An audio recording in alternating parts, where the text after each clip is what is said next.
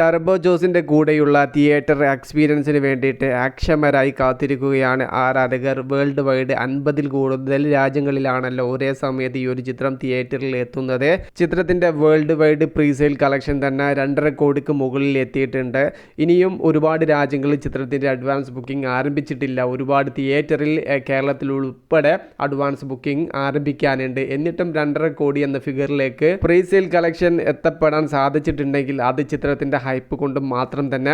ഇനിയും സിനിമ തിയേറ്ററിൽ എത്താൻ 3-4 ദിവസങ്ങൾ ബാക്കി നിൽക്കെ നല്ലൊരു പ്രീസെയിൽ കളക്ഷൻ തന്നെയാണ് ടർബോ എന്ന ചിത്രം നേടിയെടുക്കാൻ വേണ്ടി പോകുന്നത്. Book my show, ticket new, Paytm എന്നീ ആപ്പുകളിലൂടെയാണല്ലോ ചിത്രത്തിൻ്റെ ടിക്കറ്റ്സുകൾ കൂടുതലും സോൾഡ് ഔട്ട് ആയിക്കൊണ്ടിരിക്കുന്നത്. ഓരോ മണിക്കൂറിലും ഈ ആപ്പുകളിൽ ഒരു സ്റ്റഡി ടിക്കറ്റ്സുകൾ സോൾഡ് ഔട്ട് ആയിക്കൊണ്ടിരിക്കുന്നത്. ഇന്ന് മലയാള ഫിലിം ഇൻഡസ്ട്രിയിൽ നാം കാണുന്ന ഒരു കാഴ്ചയാണ്. ബുക്കിങ്ങിലൂടെ വലിയ രീതിയിലുള്ള ഓളമൊന്നും സിനിമകൾക്ക് ഉണ്ടാക്കിയെടുക്കാൻ സാധിക്കാറില്ല. ആദ്യ ഷോയിലൂടെ മികച്ച റെസ്പോൺസ് നേടിയെടുത്താൽ പിന്നീട് അങ്ങോട്ട് തിയേറ്റർ പൂരപ്പറമ്പാവുന്ന കാഴ്ചയാണ് നമുക്ക് കാണാൻ സാധിക്കാറുള്ളത്.